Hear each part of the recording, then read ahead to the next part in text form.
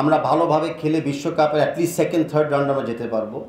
আমি যদি প্রেসিডেন্ট হতে পারি আমি খেলার মাঠে চমক দেখাবো। আর ইলেকশন ফিল্ডে যেটা হচ্ছে, আবারও রিপিট করতেছি, যতক্ষণ না তফসিল ঘোষণা হয়, যতক্ষণ না কারা কারা ইলেকশন করতে চাচ্ছে, কোন পদে হতে চাচ্ছে, এটা না জানা পর্যন্ত খুবই আর্লি এইসব আলোচনা এখন করা।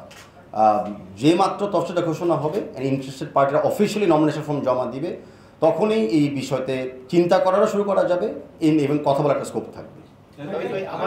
প্রাথমিক সিদ্ধান্তটা নিলেন যে প্রেসিডেন্ট পোস্ট ইলেকশন করবেন, তার আগে দুইটা ঘোষণা এসছে। এক নম্বর ঘোষণা এসেছিলেন 4 মেয়াদের প্রেসিডেন্ট কাজী সালাউদ্দিন ভাই আর ইলেকশন করবেন না। দ্বিতীয়ত আমিন সাহেব প্রেসিডেন্সি ক্যান্ডিডেটসির একটা অ্যানাউন্সমেন্ট দিয়েছেন। তো এই যে প্রাথমিক চিন্তাটা যে সালাউদ্দিন ভাই করবে না, আপনি একটা সময় ওনার সাথে 8 বছর কাজ করেছেন, মাঝখানে একটা মেয়াদ থাকতে পারেননি। তো এই প্রাথমিক চিন্তাটা আসলে কেন? ফুটবলের যে অবস্থা এই মুহূর্তে, আমরা র্যাঙ্কিংয়ের কথাই যদি বলি, আমরা এখন হচ্ছে 186। সালাউদ্দিন ভাইয়ের সময়, সে সময় হয়তো আপনিও ছিলেন। ভিন্নভাবে বলতে, আমরা দীর্ঘদিন ধরে ওই চমক শব্দটা সবসময় ব্যক্তির সাথে আমরা টেনে নিচ্ছি। ফুটবলের চমক কিন্তু ব্যক্তি দিয়ে হবে না, হওয়া দরকার না। ফুটবলের চমকটা হবে যখন আসলে আমরা ইন্টারন্যাশনালি যাই, আর একটা গোল্ড মেডেল জিতে আসবো, আমরা ভালোভাবে খেলে বিশ্বকাপের অ্যাটলিস্ট সেকেন্ড থার্ড রাউন্ডে আমরা যেতে পারবো। তো আমি আপনাদেরকে কমিটমেন্ট দিচ্ছি যে আমি যদি প্রেসিডেন্ট হতে পারি আমি খেলার মাঠে চমক দেখাবো। আর ইলেকশন ফিল্ডে যেটা হচ্ছে, আবারও রিপিট করতেছি, যতক্ষণ না তফসিল ঘোষণা হয়, যতক্ষণ না কারা কারা ইলেকশন করতে চাচ্ছে, কোন পদে হতে চাচ্ছে, এটা না জানা পর্যন্ত খুবই আর্লি এইসব আলোচনা এখন করা।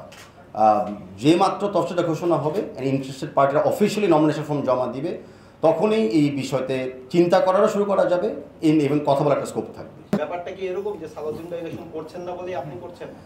আর দুইটা প্রশ্ন যদি একটু। এখন বাজারে অনেক প্রচলিত কথা আছে, অনেক রুমার্স আছে, বাট আমরা যেটা বলতে চাচ্ছি, আমরা বাস্তবতাতেই একটু থাকি, আর আমরা প্রেজেন্ট রিয়ালিটিতেই আমরা থাকি। তো প্রেজেন্ট রিয়ালিটি হলো, আজকের দিনে আমি ঘোষণা দিয়েছি যে আমি নির্বাচন করতে যাচ্ছি। ইতিমধ্যে তফসিল যতক্ষণ না ঘোষণা দেওয়া হবে আর নমিনেশন ফর্মগুলো ক্লোজ হবে, তার পর্যন্ত যে কোনো কেউ কিন্তু ইলেকশন করতেও পারে, সিদ্ধান্ত বদলাতে পারে, অনেক কিছু হতে পারে। তো আমিও একটু দেখি আলটিমেটলি কী হয়, আমিও একটু বুঝি, তখন হয়তো আপনার উত্তরটা তখন দিতে পারবো। আনটিল ফুল অ্যান্ড ফাইনাল হয় যে কারা কারা দাঁড়াচ্ছে, কারা কারা নির্বাচন করতেছে, তার আগ পর্যন্ত কোনো কথাটা বলাটাই কিন্তু একটু ভেগ এবং মানে নন কমেন্টাল হয়ে যাবে। আর ওরা একটা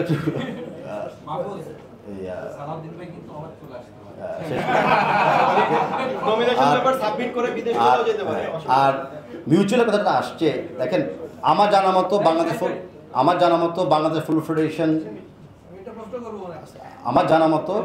ফুটবল ফেডারেশনের প্রেসিডেন্টের জন্য একটা পদই আছে। তো যেই একটা পদের জন্য আমি একা লড়ছি, আমি কার সাথে মিউচুয়াল করবো? আমার মিউচুয়াল করে আর লাভটা কি? সো আমি আমার পদ দিয়ে এখন আপনাদেরকে ডিক্লেয়ার করতেছি, আমি আমার প্রেসিডেন্ট পদটা নিয়ে এখন এই মুহূর্তে চিন্তিত।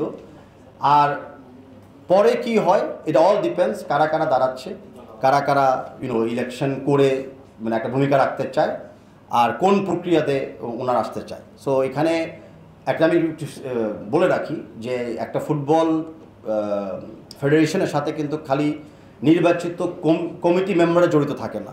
নির্বাচিত কমিটি মেম্বারদের বাইরেও কিন্তু অনেকটা দায়িত্ব দেওয়া যায় বিভিন্ন এক্সটার্নাল কমিটি চেয়ার করার জন্য, বিভিন্ন এক্সটার্নাল কাজ করার জন্য। সো এই দলটা কিন্তু একটা বড় দল হবে। এই দলটা কিন্তু not limited to just committee members. এই দলে কিন্তু আরও অনেকেই জয়েন করতে পারে। তাই জায়গাটা এখনও কিন্তু মানে অ্যাটলিস্ট অনেক প্রিমেচুর এই মুহূর্তে কথা বলার জন্য।